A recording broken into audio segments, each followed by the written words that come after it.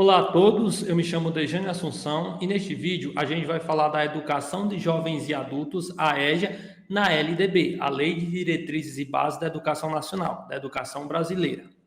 Pois bem, para falar desse tema, primeiro eu vou fazer uma introdução e para isso eu vou falar da Constituição da República Federativa do Brasil de 1988, a nossa Constituição, o documento máximo que rege as leis do nosso país. Bom, o artigo 6º que eu destaquei aqui para vocês diz que são direitos sociais a educação, a saúde, a alimentação, o trabalho, a moradia, o transporte, o lazer, a segurança, a previdência social, a proteção à maternidade e à infância, a assistência aos desamparados na forma da Constituição.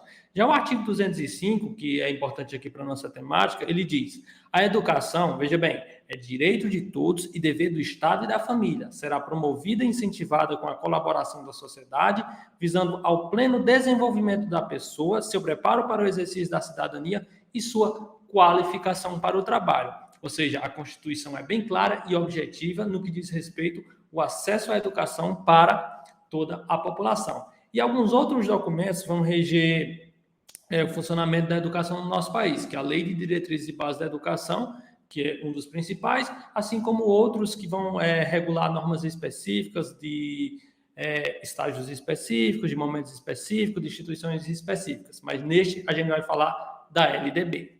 Claro, antes de a gente se aprofundar na LDB, eu vou falar das etapas da educação básica no Brasil, que seriam as etapas que todas as pessoas deveriam cumprir para ter uma educação de qualidade ou pelo menos ter o mínimo de acesso à educação básica do nosso país.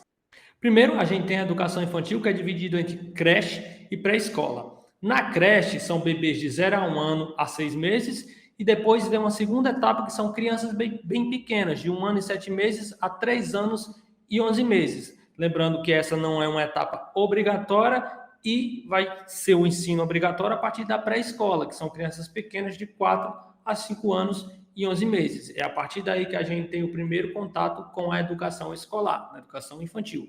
Depois passamos para a educação fundamental, que é dividida em 2 ciclos. Os anos iniciais, que atende pessoas de 6 a 10 anos de idade, ou seja, são 5 anos o período completo, do 1º ao 5º ano, e os anos finais, que são de 11 a 14 anos de idade, público-alvo, que no caso são 4 anos de um período total, que é o público do 6º ao 9º ano. E temos, por fim, o ensino médio, que é de 15 a 17 anos de idade, e constitui-se num período de 3 anos, que vai do 1º ao 3º ano. Esse é o ciclo da educação básica que todo cidadão brasileiro deveria ter acesso.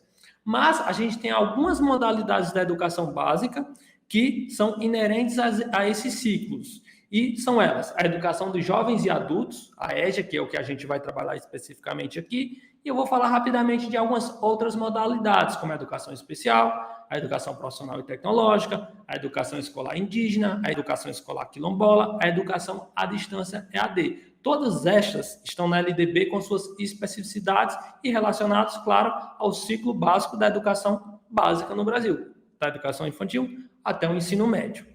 E agora a gente vai focar na educação dos jovens e adultos, uma modalidade da educação básica. E esse quadro é um infográfico que eu fiz especificamente para esse vídeo.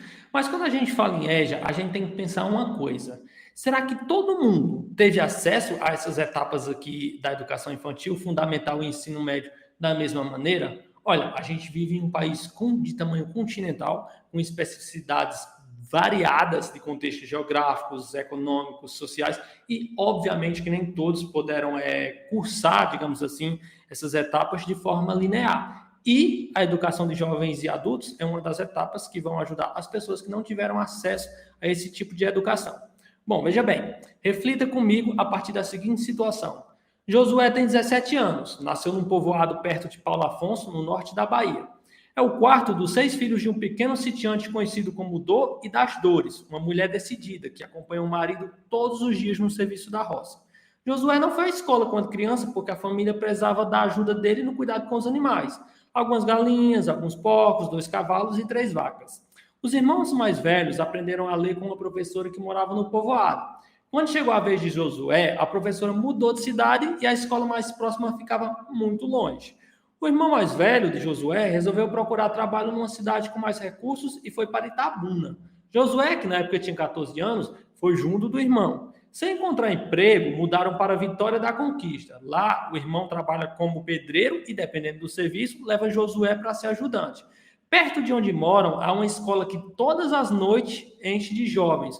Josué se animou porque sentia na pele como é dura a vida de quem não sabe ler. Ele agora é um aluno da EJA, da Educação de Jovens e Adultos. Então, perceba que todo esse contexto que o Josué viveu aí, que é o nosso exemplo, ele não teve acesso à educação básica como a maioria das pessoas, pelo menos, deveria ter. Então, a educação de jovens e adultos é uma modalidade que vai permitir ao Josué recuperar esses anos perdidos que ele não obteve no ciclo da educação básica comum, como deveria ocorrer. Bom, agora que a gente já entendeu um pouquinho sobre a educação de jovens e adultos, agora a gente vai falar da Lei de Diretrizes e Bases da Educação Nacional, a LDB. A lei número 9.394 de 1996. Eu não botei aqui no slide, mas esse é o ano, 1996. E na LDB a gente tem a seção 5, que é dedicada à educação de jovens e adultos. A seção que fala sobre educação de jovens e adultos é dividido em 2 artigos, o 37 e o 38. O artigo 37 diz: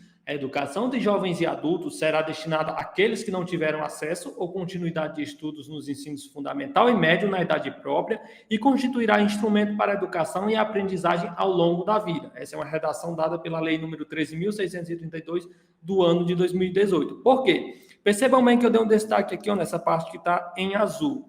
Essa parte é o que estava inicialmente na LDB. E com a redação dada pela Lei 3.632, que foi no ano 2018, ela acrescentou essa segunda parte, que diz que constituirá instrumento para a educação e aprendizagem ao longo da vida. Então, a lei se preocupou em mostrar que esse processo de educação ele tem que ser continuado e tem que dar acesso, pelo menos básico, ao cidadão ao longo da sua vida. Antes, estava aqui só até essa parte de azul que falava da idade própria. O primeiro parágrafo diz: os sistemas de ensino assegurarão, veja bem, gratuitamente aos jovens e aos adultos que não puderam efetuar os estudos na idade regular, oportunidades educacionais apropriadas, consideradas as características do alunado, seus interesses, condições de vida e de trabalho, mediante cursos e exames.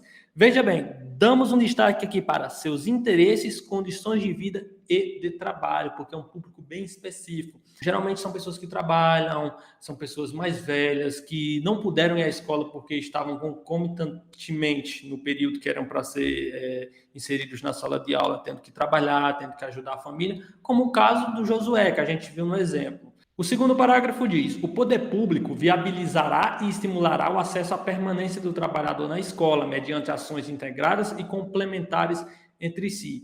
Perceba bem que o poder público ele tem que incentivar, que a escola tem que incentivar que essas pessoas mantenham os seus estudos, independentemente do que elas tenham que enfrentar no seu dia a dia, mas que elas possam, pelo menos, ter assegurado esse direito de estar na escola, que possam ser estimuladas, que possam ter conteúdos que aproximem a realidade em que elas vivem com o que elas estudam, para que elas não fujam da escola. Ou seja, para que não haja uma evasão de pessoas que já tiveram um acesso difícil. Então, quando você já está numa idade um pouco mais avançada, ou você é um jovem que passou por diversos problemas, que não teve acesso à escola na idade que deveria, é um ambiente que muitas vezes pode parecer hostil e possa parecer desinteressante, mesmo a pessoa sentindo a necessidade de escolarização, de alfabetização.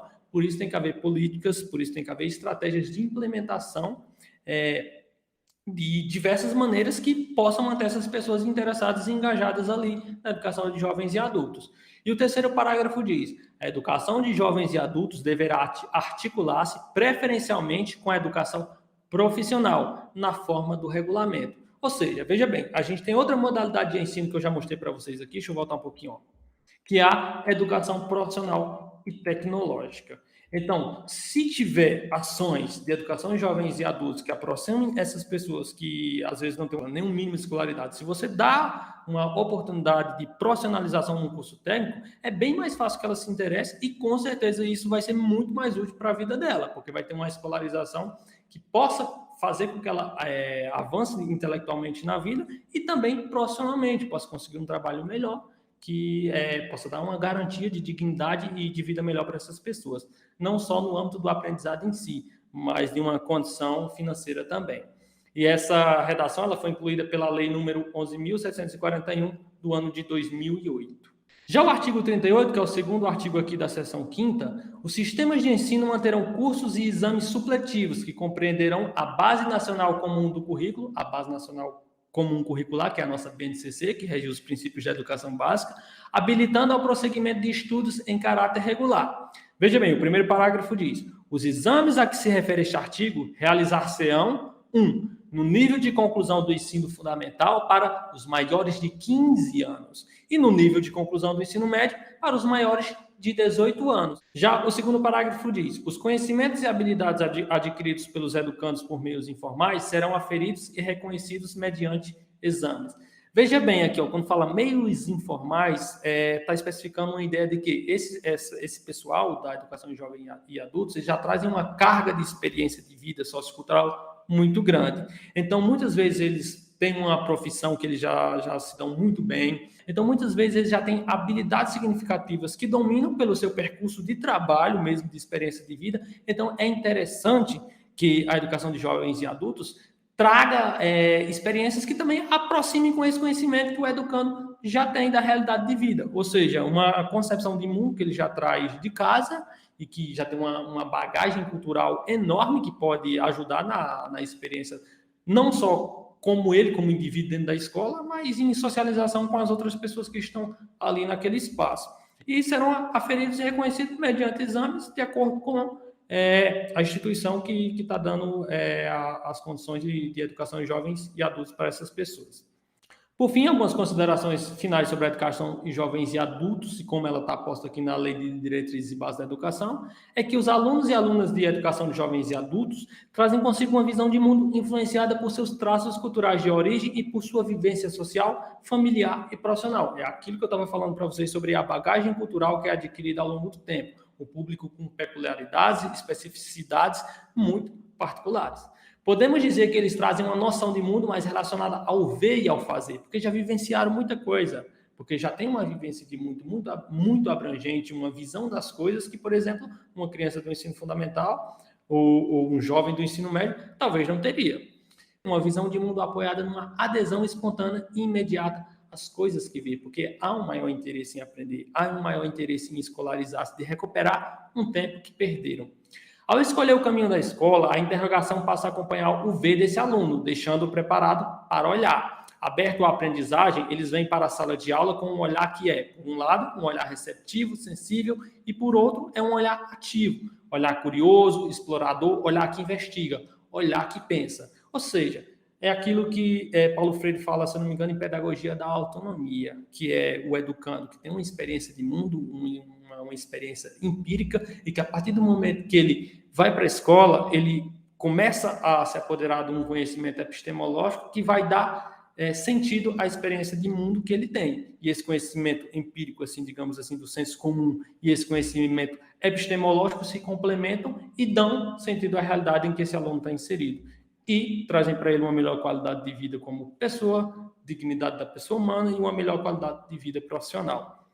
E, por fim, eu deixo uma frase do próprio Paulo Freire que diz: quando o homem compreende a sua realidade, pode levantar hipóteses sobre o desafio dessa realidade e procurar soluções. Assim, pode transformá-la e o seu trabalho pode criar um mundo próprio, seu eu e as suas circunstâncias.